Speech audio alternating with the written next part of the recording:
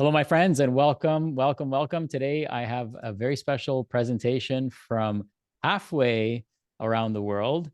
Today with me, I have a Ayurvedic practitioner and functional medicine practitioner who is a newly crowned author of a very powerful book that I know is going to change a lot of lives called How to Sleep Better. With me today, my guest is Deepa Kannan. Deepa, welcome. Thank you for joining me today. Thank you, Sachin, and for the part that you played on the book's journey, and just to say that you have your section inside the book, and also a paragraph acknowledging your support in the back of the book. So I'm very grateful to be here. I think it's always special when you come on the interviews of those who played the role before it came out into the world and before it was birthed in the world, so to speak. Oh, thank you. It's an honor, and it's been wonderful to play a small part in this journey. And I know this book, as we were talking about before we hit record, like all books, have their own journey. I was on in a meeting today all about book launches, and one of the things they talked about was that when you birth a book into the world, just like a child has their own journey, the book has its own journey. So, all the best wishes on this launch, and Thank you. here's to many people finding a good night's rest, waking up refreshed, and feeling their absolute best again. So why don't Thank we you, get Sachin. Oh, you're welcome. So in the book, you talk about 10 senses. And this is really cool because in the West, we talk about five senses. And in the East, there's many more senses because I feel like it's a much more evolved look at the human body and a more holistic look at the human body. In writing this book, I'd love to know, before we get into those senses, I'd love to know, what were some of the things that shocked you the most? What were some of the things that just like blew you away that you learned as you interviewed other people and researched the topic of sleep?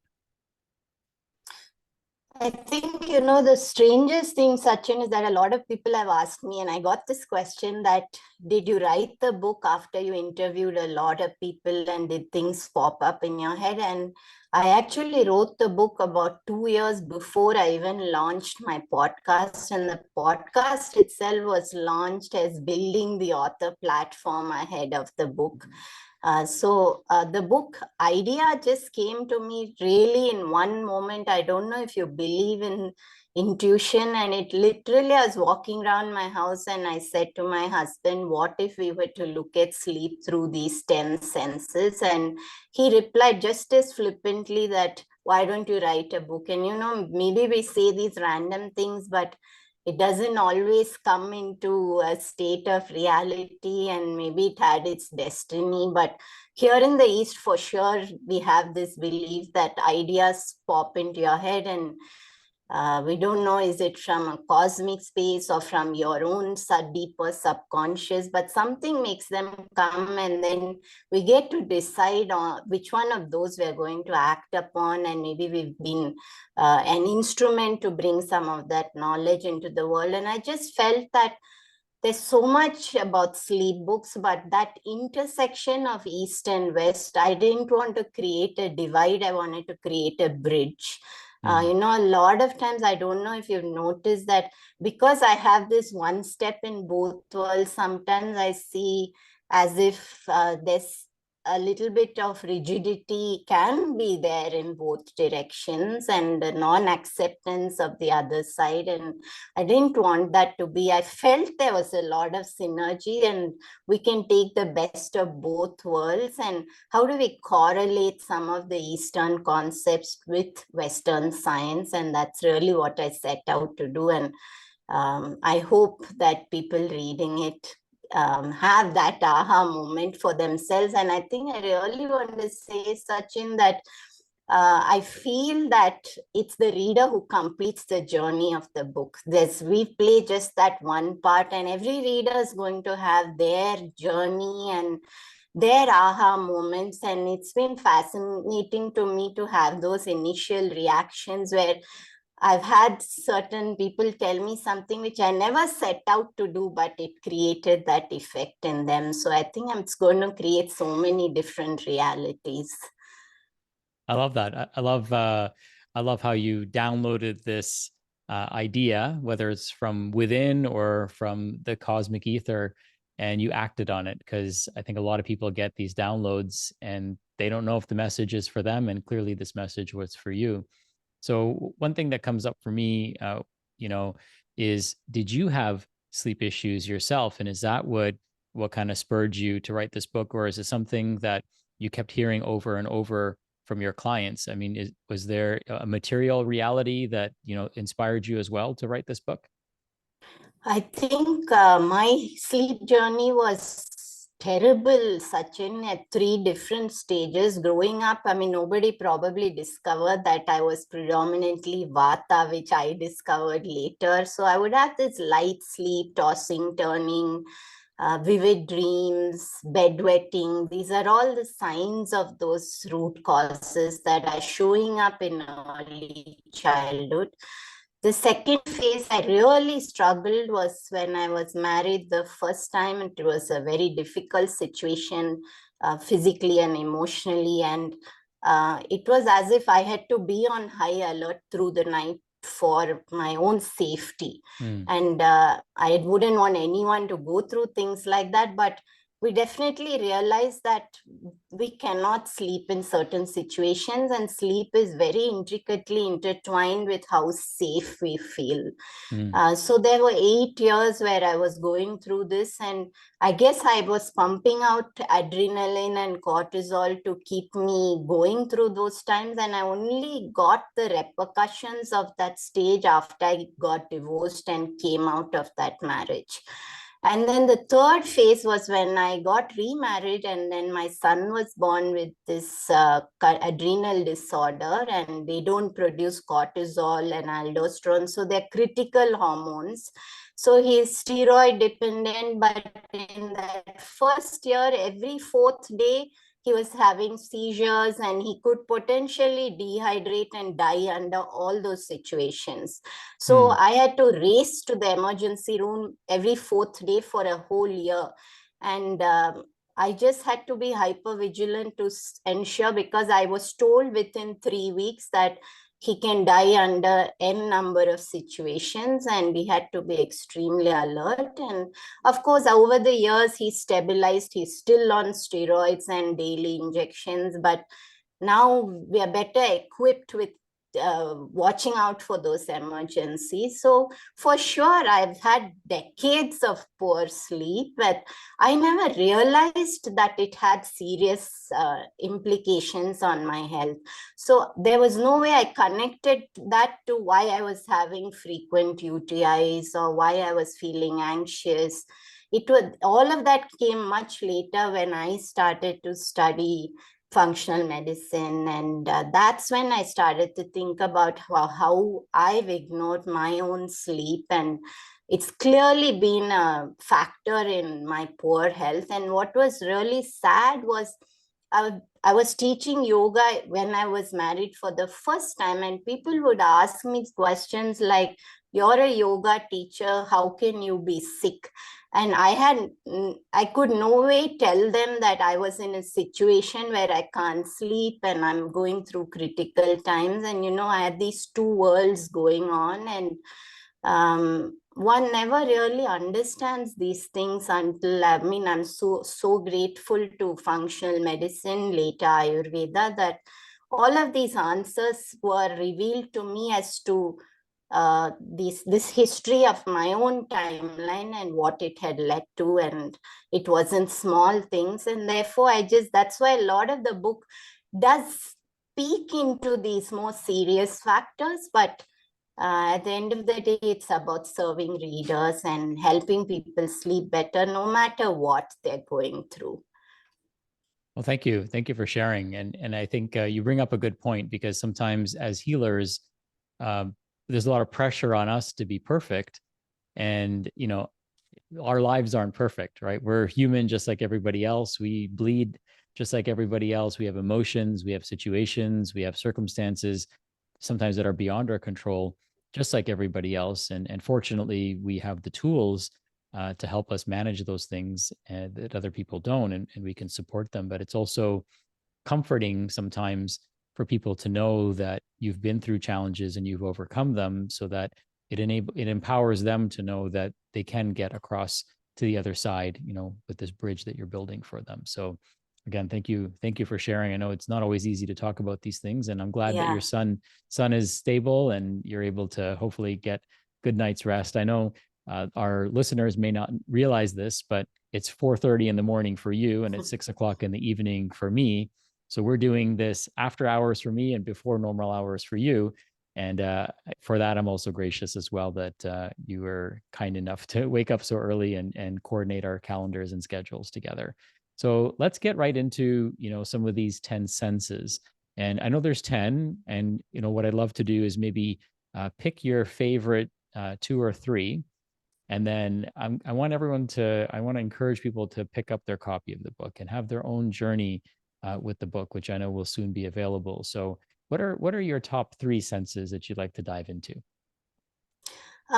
Maybe I'll just quickly give a clarification of the 10 senses, Sachin, if I may, because the 5 other senses may be something new. So the Eastern texts of Yoga and Ayurveda talk about 10 senses. 5 are called the Jnana Indriyas, which we are familiar with as sight, sound, smell, touch, taste. They're considered senses that go out into the world and bring information into our body through these senses.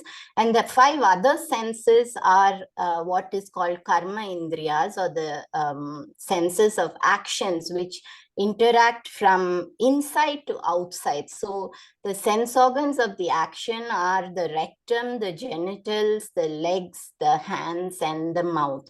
And what that does is the rectum is about the sense of excretion. And this is not me making it up, but it's there in the Eastern text. The genitals is about our ability, it helps us to have sexual activity and urination, hormones, so the reproductive system. The legs help us to have the sense of locomotion, which means they get us moving from place to place. The hands allow us to grasp and hold something. So there's a highly valuable instrument. Without the thumb, you can't do anything really. And today it's been shown that our grasp has to do with heart health and so much more. And the mouth has to do with our ability to speak. So these are the 5 senses of action. So maybe I should pick 3 from there because they're a bit more unfamiliar and a new concept. So what I did was I looked at the rectum as the sense of digestion, detoxification overall, because the excretion is only the exit point of the entire digestive system. So I just started to look into how liver issues impact sleep and how certain genetic factors can impact sleep. And then the genitals, I looked at how sleep is linked to sexual activity, how urinary challenges, whether it's prostate issues in men or incontinence in women, and also looking at it as a bird's eye view into the sleep and hormone connection, because there's so many different connections over there.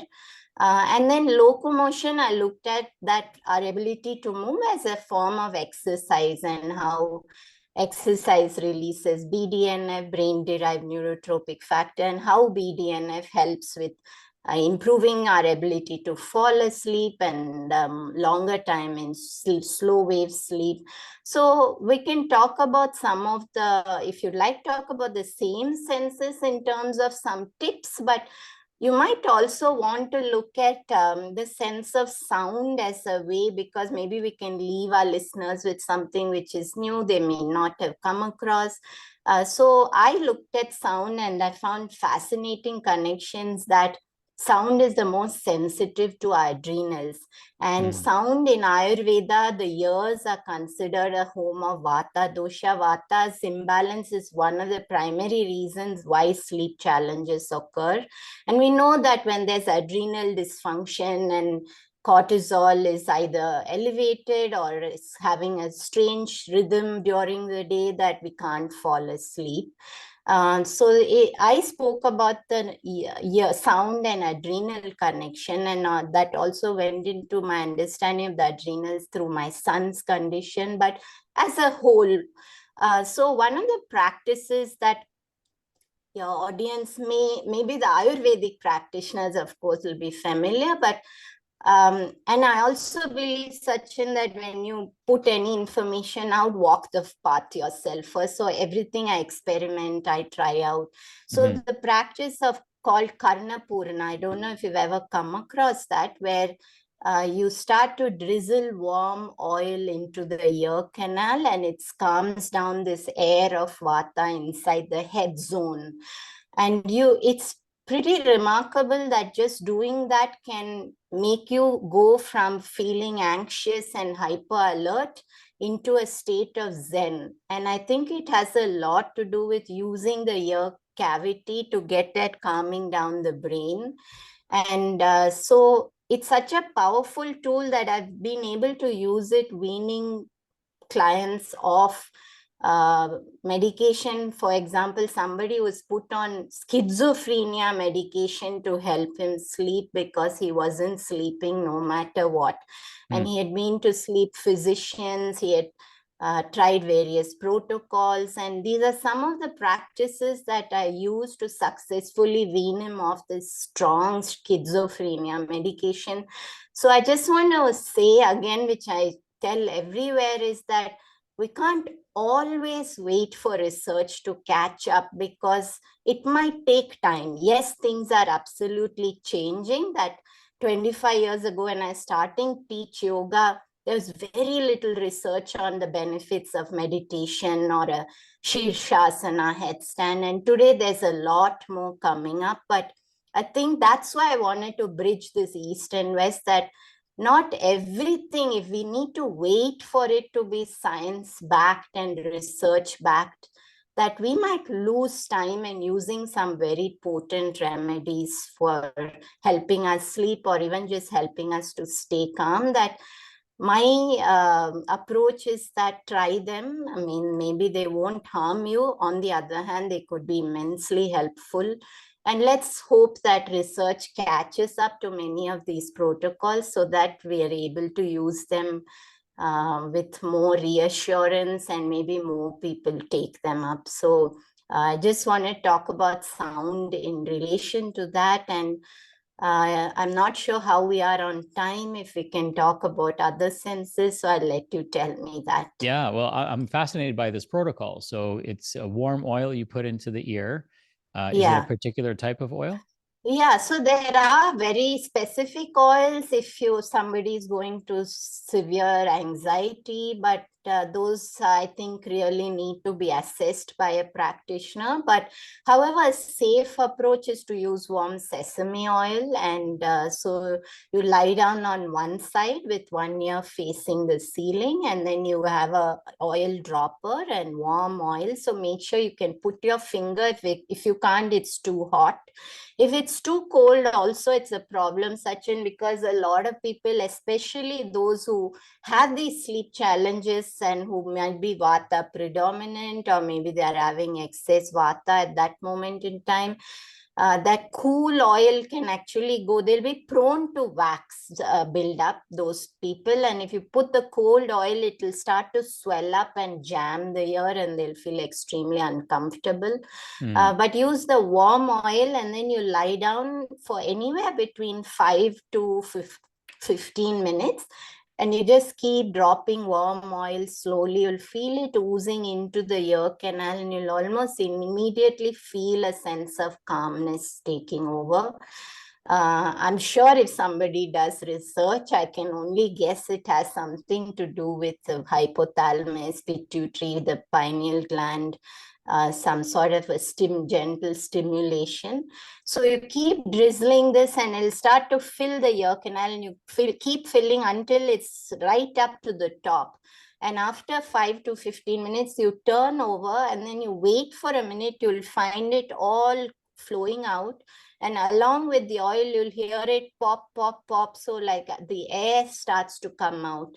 And guaranteed after doing that, if you do it this morning, then by night, you'll start to feel as if you've taken a sedative and you'll feel drowsy. Your eyes will feel naturally like they're closing. And that night, I'll ask you to experiment with your aura ring, and I will tell you your sleep will be much, much better.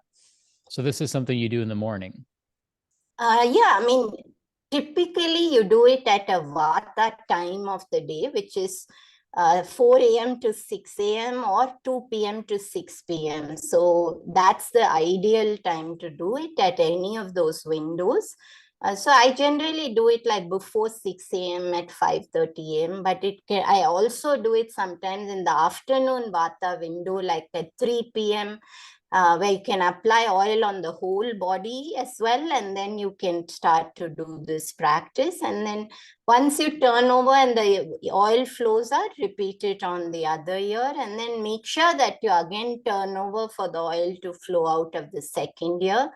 And just see for yourself. I would really love your input, Sachin, because you put out a lot of information on the aura ring and interventions that showed you. I mean, I'm not a huge one to track, but I would love to know from you how that showed up for you on your aura ring. Okay, I'll definitely do that. And then, do you put cotton in your ears or anything like that to keep the oil in No, there, or you just let it no, ooze no, out? not at all. Okay. So you let it ooze out in a minute. The whole thing will flow out, but it would have lubricated the ear canal. And don't clean it with a earbud afterwards. Just Okay. gently wipe the external ear. And those who are prone to wax buildup, the reason the body is releasing that wax is because it's extremely dry and vata is drying up the passages. So Hmm. when you do this practice regularly, you don't create the wax in the first place. So it's also a way that it addresses vertigo, dizziness, those who have car sickness. So sometimes when I have to go on a long journey, I'll do that before and after to just calm down. But if somebody's already got a lot of wax, I'd just uh, add a caution that first maybe go to a doctor and have it syringed out with water. But after that, if you maintain the practice, you can prevent that wax from building up. But again, just be very cautious. If there's unique challenges, please check with a practitioner before you try it. But it's definitely shown to be very helpful with sleep. And there are two people in research of sleep in India, and I've been telling them, please pick out practices from my book and try them out, because we really want to validate some of these things. Because I don't think anybody in sleep like research or sleep physicians know about these kind of Hmm. practices from Eastern wisdom, but they're so potent that that's my aim. I hope. I am a bit cautious, Sachin, when it comes out in the US and the UK. There'll be some criticism, perhaps, but that's also where new concepts are accepted once it goes through that period where it feels something uncomfortable to a population who's been used to speaking about it in a certain way, and maybe now it's a first this might happen and then maybe there'll be acceptance. So my journey is just to be that instrument and hope that more people are benefited from these practices. Amazing. Well, it sounds like a very simple practice to do, and I'm certainly open to trying it. So thank you for that. And you mentioned the dosha vata, and there's vata, pitta, kapha. So Yeah. I'm primarily pitta.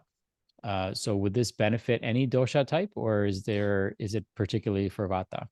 No, it's absolutely beneficial for everybody. It's just that the ear is a home of Vata. It's a zone of Vata. But everybody has, I mean, even in fact, it's probably easier for you to do it because you won't be prone to that wax buildup and excess dryness in the ear. So Hmm. you might find that it's very easy, it drizzles in easily, it flows out easily. Every single person with sleep challenges can use this practice. And even if they don't have sleep challenges, Sachin, I think it's a great practice. As I said, I see a lot of benefit in myself and with my clients that if you're prone to racing thoughts, anxiety, not being able to slow down, it's a really powerful practice, and it can just leave you feeling a naturally zen state. I know it's very difficult, when you tell somebody meditate, and if they're having palpitations and an anxious mind, it can be really difficult, which is what even in the East they say that, the Bhagavad Gita says out of action and inaction and inaction and action, which is superior. And they talk about how you could be sitting in inaction like a meditation pose and having action in your mind, this racing thoughts. And you could be sweeping your house or cleaning your house. So you're moving in action, but your mind is in a meditative space.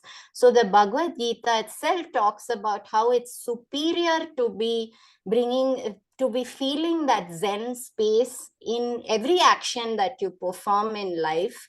Versus sitting still trying to meditate with this chaos going on.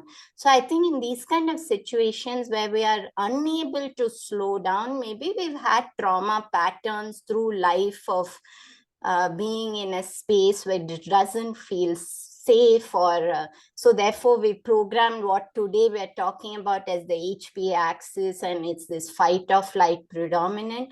I think I cannot explain because no research has been done into these things, but for a fact that it calms down the nervous system and you feel you've shifted in a space of 1 hour, you shift from fight or flight to a parasympathetic state. So I'm hoping that research does show this, but yes, absolutely anybody can do this.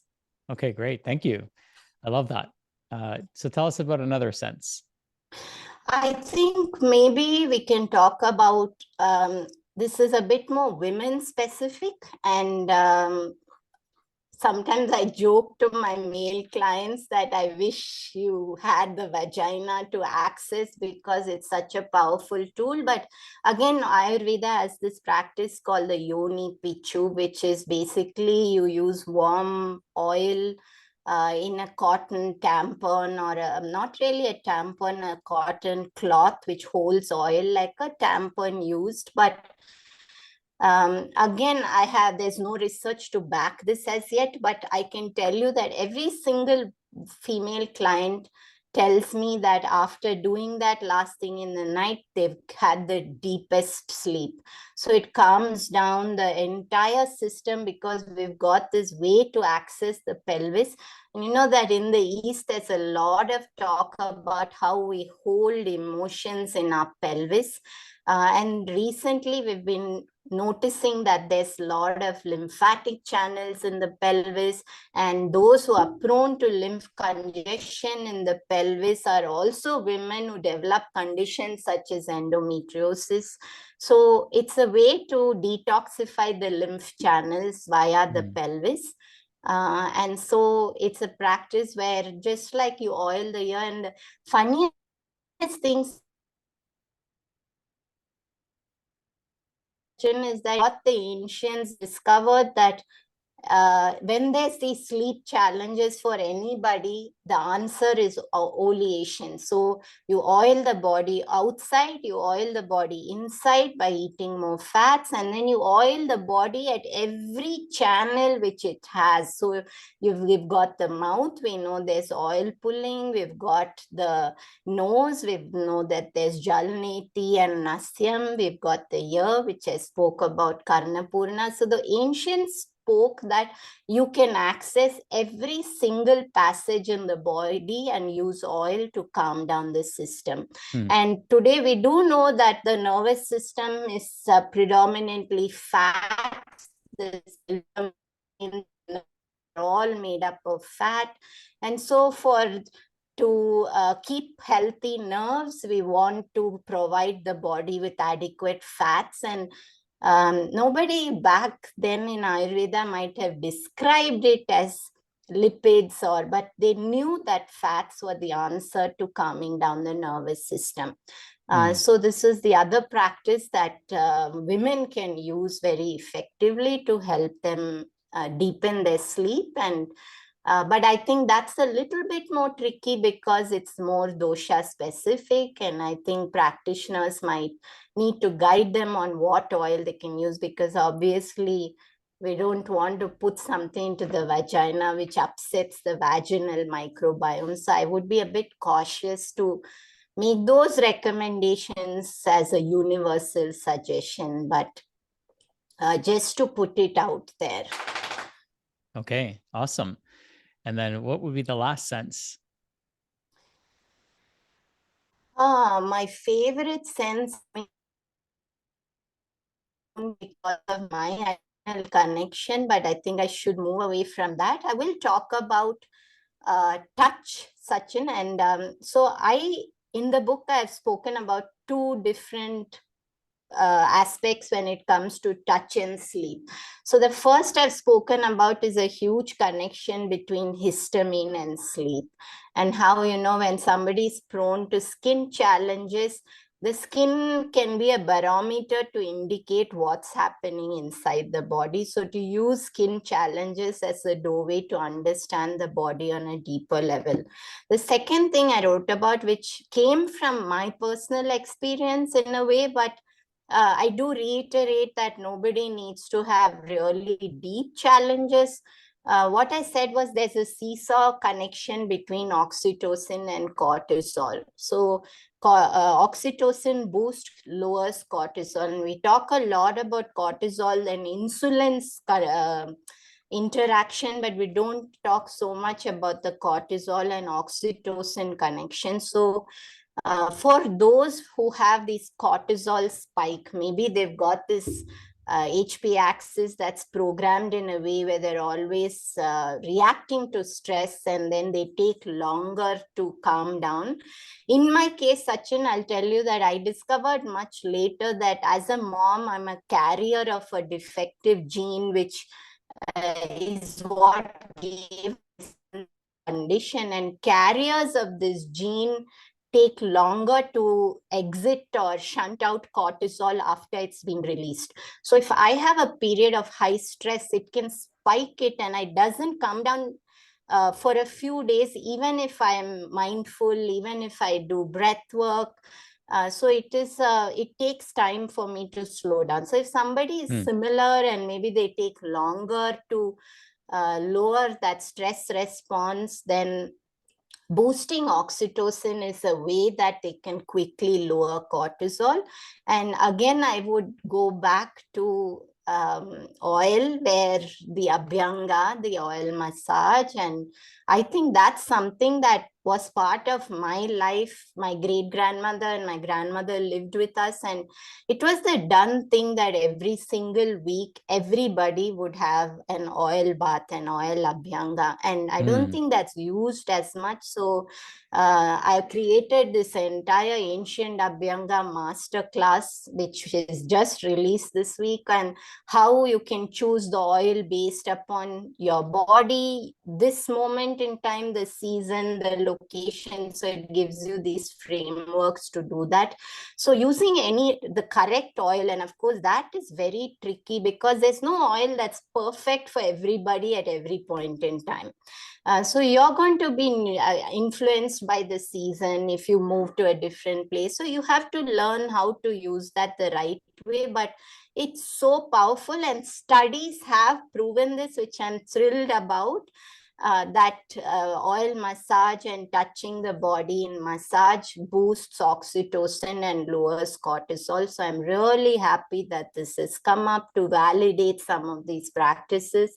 So I would definitely say the easiest thing for all of us to do is oil abhyanga. We don't need anybody. We don't need to go to a massage center. We simply need to schedule or tell ourselves that we'll give that 20 minutes of self-care. But I will say that no matter the oil that you use, there is a saying which was imparted to me by my teachers, that when you oil the body, you have to wait a minimum of 21 minutes to soak before you go for a bath. And the reason is that it's said that there are 7 layers of tissues: rasa, rakta, mamsa, meda, asti, majja, and shukra, which is blood plasma, blood, muscle, fat, bone, bone marrow, and the reproductive tissue. And it takes about 3 minutes to soak in each layer of tissues, is the belief from the ancient texts. So it said if you wait 21 minutes, you allow the oil to penetrate all layers of the tissue and soften tissues. When you soften all the tissues relax and release the ama or the toxins, which start coming back to the GI tract and get eliminated. So I actually write about how doing the Abhyanga is a way that I improved my digestion even without adding digestive supplements, because I was able to first of all shift into this parasympathetic state. And Abhyanga has a lot of benefits on digestion, because if you use it the right way with the right direction to massage, there's one vata in the abdomen called Samana Vayu, where you massage clockwise on the belly. So it gets the energy moving in the right direction, which then improves your digestive strength. So I think Abhyanga is something that everybody on a healing journey should bring into their life, because it just changes the journey altogether. Okay, perfect. I'm curious as to what oil I should use now. I think you said you are predominantly Pitta, you're in Mississauga. I'm assuming it's not really that freezing cold. So something like Chembartyadi, which is a hibiscus base, would be wonderful, or something with sandalwood. It's called like Chandanadi. So those kind of cooling oils can be really good. I think for me, I would pick Chandanadi Thailam for your body if you're saying predominant Pitta. And it's such a beautiful smell, the sandalwood. And I think it's also a win-win, because when you start doing Abhyanga, you're just so much nicer smelling to everybody around you on a lighter note. And so I think that love it's a sandalwood. great practice. Yeah. Yeah, I have some pure sandalwood oil. Can I mix that with a carrier oil, or is there a specific oil? Absolutely. You could use like a coconut oil with mixed a little bit of the sandalwood, like maybe 2/3 coconut, 1/3 castor and sandalwood, just to add the aroma to it. Something like that would be good, unless the weather has tipped into feeling a bit chilly, in which case something more neutral like olive oil, and then adding something into it. But I think there is benefit, Sachin, of using the herbal oils, even if it's once in a month or once in 2 months, where they do have benefits, because obviously they're infused with the right combination of many herbs, and they just allow the fat to reach deeper tissues in a much better way. And so I a think there particular is brand? benefit. I think wherever in the world somebody might be, there is always Kotakal sometimes, but I think Kerala Ayurveda. So if you look up Kerala Ayurveda, they've got, they do ship all over the world. So a lot of good oil brands are there. Banyan has, but you will get Banyan Botanicals more as Vata oil, Pitta oil, Kapha oil. And I think sometimes we can't box people like that, because it might be a bit more nuanced. So it might not be, if somebody is predominantly Kapha, that they're going to be influenced by that same quality right through the year, wherever they go. And so I'm a bit cautious about that. But yeah, for sure, it can be a great place to begin. Okay. Well, I love this. I see an Ayurvedic practitioner, and so this is somewhat familiar to me, but this is you know an onion that we can keep peeling, right? And there's so many layers to it, and so many nuances to it. This has been such Yes. a fascinating dive into sleep. I do have a question about the massage. So I know you said there's self-massage that we could do, so we don't have to necessarily see a therapist. I mean, certainly it's probably better if we have our spouse do it, just to kind of create that, probably increase oxytocin and connection with our partner. Is there a particular technique? Are we putting it all over our body, our head, our back, our shoulders? Is there a particular part that we're rubbing it on? Well, that's what I go into in the ancient Abhyanga masterclass, which is like $99. I mean, maybe we can talk and I can give some discount code to your audience as well. We can figure that out. But I go into video on the right direction, which I feel is Mm, really important, because there yes. are 5 different vatas, and getting the energies. For example, prana vata in the chest moving in a different direction is what can cause irregular heartbeat or palpitations or breathlessness. So when you move the vatas in the right direction, so if you like and we have a lot of time, I can go into all of that. So there are those 5 vatas. So you go into particular directions so that you pacify the vatas and you get them flowing in the right direction. And also before that, Sachin, it's also important to know that all doshas, the body itself requires even a different form of touch. For Mm, example, somebody is predominantly kapha and prone to water retention. They don't need a gentle touch. They want something a bit vigorous to stimulate them. However, somebody who's predominantly vata and prone to dryness and sleep issues, they need a very soft movement, slow movement, gentle touch. So you don't want to be vigorous with somebody, but you'll find that those who've got the excess vata will also be the ones who tend to rub very quickly because they can't calm themselves down. So just as we train ourselves to breathe slower and deeper I know you are passionate about breath, so I had to interweave that in that, we are always retraining ourselves to breathe well.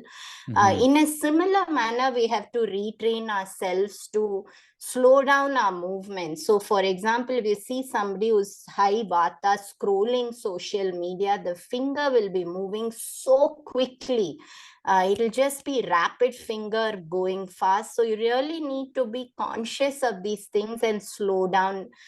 Think about how would you move your body in a Tai Chi session, really like moving very, very slowly through space.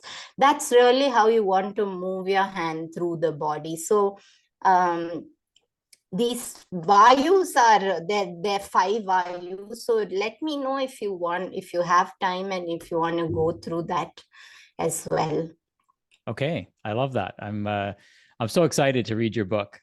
I know that my copy Thank you. is on its way, so Yes. fingers crossed I receive it soon, because there's so many great nuggets that you've shared. Lots of things that I've learned, and I love that we explored the 5 other senses that we don't really hear much about, especially here in the West. And as somebody who likes data, and sometimes maybe even obsessed with data at times, because I like to know tangibly if something works and measurably if something works, because telling someone I slept better is great, but showing them the evidence Right. is so much is just adds a layer of power to that statement. So I'm so honored that we got to spend this time together, and I'm really excited to share this with our community, because I know it's going to help a lot of people and open up a lot of people's eyes. Because I was having dinner the other day, and there was men and women there, but I somehow got myself sandwiched in between a group of 4 women, and they started talking about some of their health challenges, and the number one topic that they were speaking about was sleep.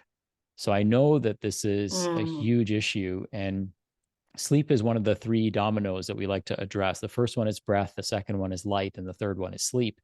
And if we can get people mm, doing those 3 things right, it just makes such a profound difference in their health. Not, weeks, days, or weeks from now, but literally the next day, people can start feeling better. So thank you for the work that you're doing, and this really inspiring and enlightening interview. I'm so excited for people to dive into the other senses so that they can explore them further. And if you have a link to the course, happy to share that with the show notes so that people can get yeah. access to that as well. And I'm certainly interested and curious to learn more, because every experience that For I've had sure. with Ayurveda has been extremely positive. And I know I'm deeply rooted in Ayurveda just culturally, but it's not something that we learn here in Western medicine. And I'm so excited that we're able to bring this to more people through the work that you're doing.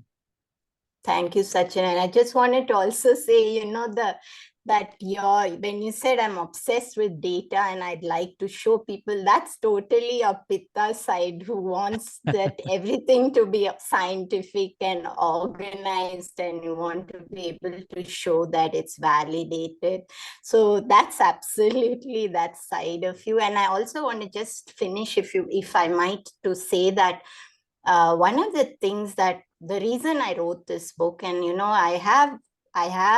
probably I might get criticized at some point about qualification, because I do see a lot of sleep researchers putting out information as those unqualified in sleep science should not be talking about sleep. And I really want to say that I found the sleep space a bit narrow, to be honest. And I felt that there was too much emphasis on just cognitive behavioral therapy for insomnia. And I see a lot of people in sleep talking about how physiology doesn't matter. You need to rewire the mindset. And I think the mindset is an important piece, and it's absolutely important, but we can't be so rigid that only one thing works. For me, it's all about whatever gets the person improved is wonderful. Maybe for somebody, it will be practices from the East. Maybe for someone else, it will be a nutrient from the West. But my goal is that I don't want to be rigid in either direction. I want to provide a large view so that people might get the very best to help themselves sleep. I love it. I mean, I think everyone's a better version of themselves when they're sleeping better, and they're a better father, mother, brother, sister, entrepreneur, all of those things. And it's just such a huge epidemic.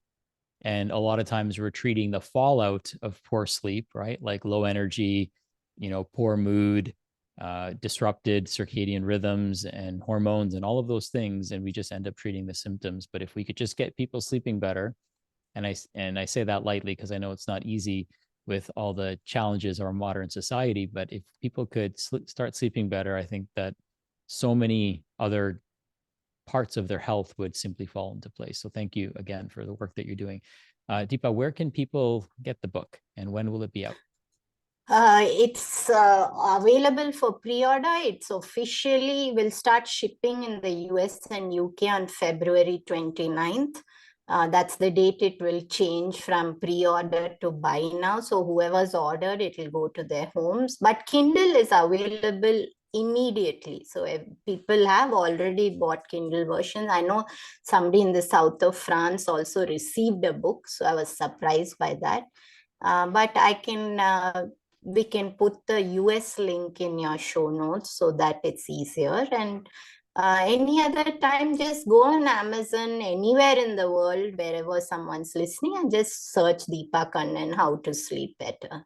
All right. So that's How to Sleep Better, the Miraculous 10-Step Protocol to Recharge Your Mind and Body.